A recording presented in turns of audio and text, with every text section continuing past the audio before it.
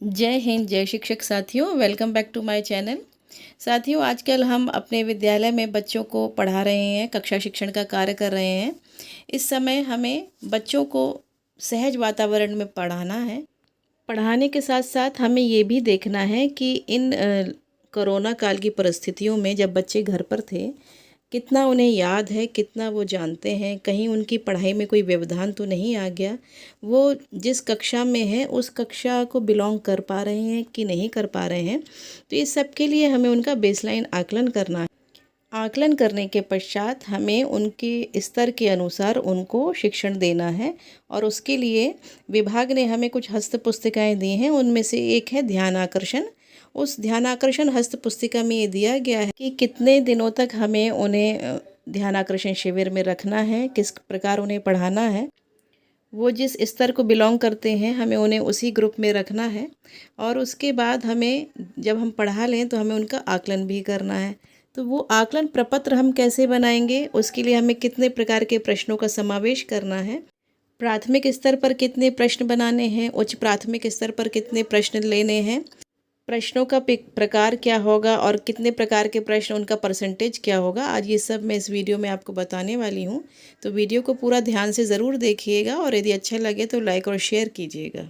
सबसे पहले बात करते हैं कि प्रश्नों के प्रकार कितने प्रकार के होते हैं। ये प्रश्न जो हमें उस आकलन प्रपत्र में डालने होंगे। तो सबसे पहला है ज्ञानात्मक प्रश्न। ज्ञानात्मक प्रकार का होगा। इस प्रकार के प्रश्न में जब हम पाठ पढ़ाते हैं तो जो पाठ है या पाठ्य वस्तु है उसके जो विशिष्ट बिंदु होते हैं उन्हें याद कराने का प्रयास किया जाता है। जैसे किसी भी शब्द की परिभाषा, मान लीजिए संज्ञा है तो संज्ञा की परिभाषा या सर्वनाम की परिभाषा और उसके उदाहरण। तो इस प्रकार के प्रश्नों में हम उन्हें याद कराने की कोशिश करते हैं। दूसरा है बोधात्मक प्रश्न। इस तरह के प्रश्न पाठ्य वस्तु के विभिन्न बिंदुओं का बोध कराने वाले होते हैं और ये प्रश्न पाठ को पढ़ाने के बाद किए जाते हैं। इन प्रश्नों से पता चलता है कि उद्देश्य पूरा हुआ है कि नहीं।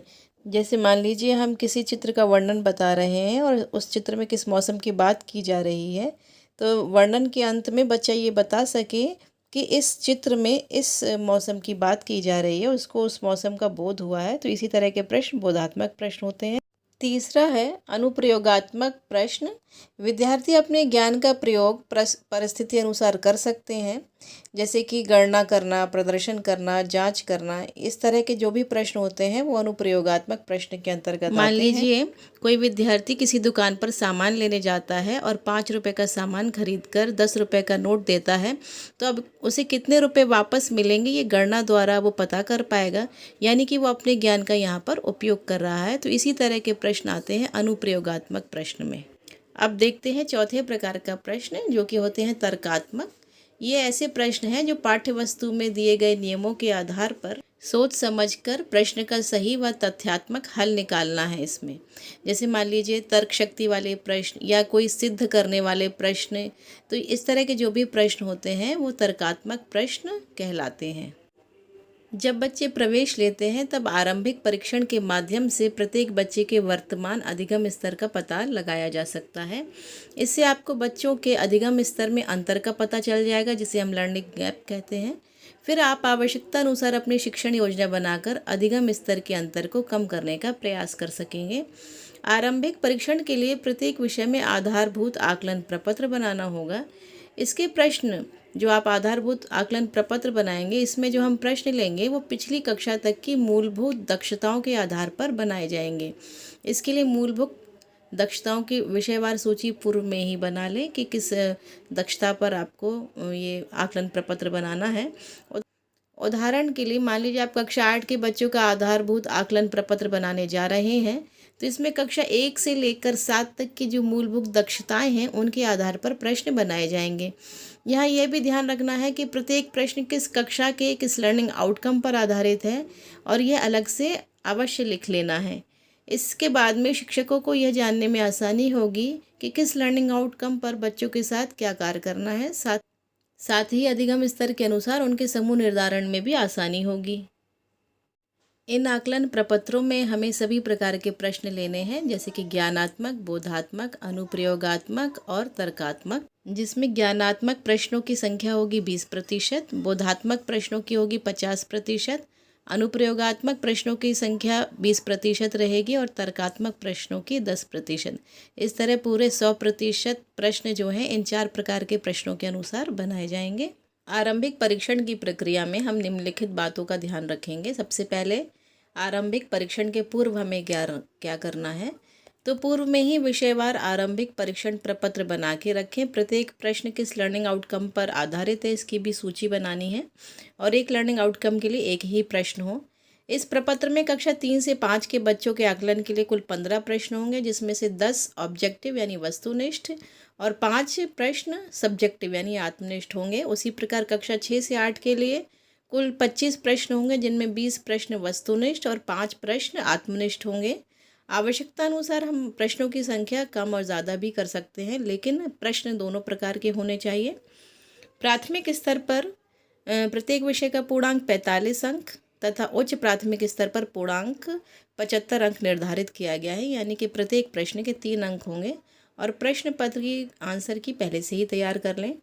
आरंभिक परीक्षण के दौरान परीक्षण शुरू होने से पहले शिक्षक कक्षा के माहौल को हल्का बनाएं ताकि बच्चे सहज होकर प्रश्नों के उत्तर दें और उन्हें यह भी बता दें कि वार्षिक परीक्षा से कोई संबंध नहीं है, साथ ही यह किसी प्रकार से शिक्षक का मूल्यांकन नहीं है। आरंभिक परीक्षण के समय बैठक व्यवस्था इस प्रकार रखें कि बच्चे एक दूसरे की नकल ना कर सकें।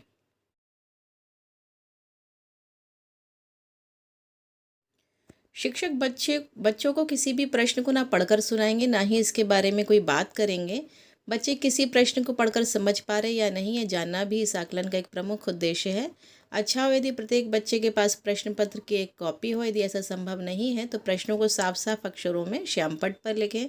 प्रत्येक बच्चे के पास उत्तर लिखने के लिए एक कॉपी या अतिरिक्त पन्ने अवश्य हों। आरंभिक परीक्षण के उपरांत समूह निर्धारण करना है, तो परीक्षण के बाद बच्चों की उत्तर पुस्तिका को पहले से तैयार आंसर की के आधार पर जांचें, अंक प्रदान करें। उत्तरों के लिए 0, 1, 2 या 3 अंक प्रदान करें। यह कार्य आरंभिक परीक्षण के 2 दिन के अंदर हो जाना चाहिए। कक्षा के सभी बच्चों की एक सूची तैयार कर लें जिसमें प्रत्येक प्रश्न के सापेक्ष उनके प्राप्तांक दर्ज हों। जिस प्रश्न में 3 अंक मिले हैं इसका अर्थ है बच्चे को वह लर्निंग आउटकम पूर्णतया प्राप्त है। जिसमें 1 या 2 मिले हैं वह आंशिक रूप से प्राप्त कर रहा है और जिसमें 0 मिले हैं उसमें उसे बिल्कुल भी वह लर्निंग आउटकम प्राप्त नहीं है। जिन लर्निंग आउटकम में 0, 1 या 2 मिले हैं उस पर उन बच्चों के साथ शिक्षकों को और कार्य एवं सहयोग की आवश्यकता है। ऐसे बच्चों की एक सूची बना लें और ये सूची मैं दिखा देती हूँ कि आपको किस तरह की सूची बनानी है।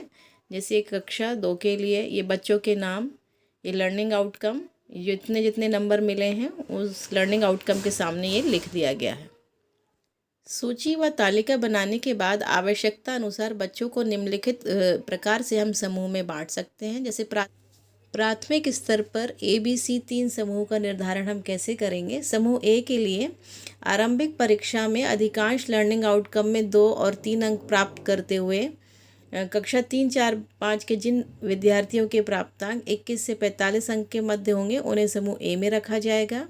समूह B में उन छात्रों या छात्राओं को रखा जाएगा जिनके अंक 16 से 20 के बीच में आएंगे। समूह C में उन छात्र छात्राओं को रखा जाएगा जिनके प्राप्तांक 15 या उससे कम होंगे, उन्हें समूह C में सम्मिलित किया जाएगा। उच्च प्राथमिक के लिए भी ABC 3 समूहों का निर्धारण होना है।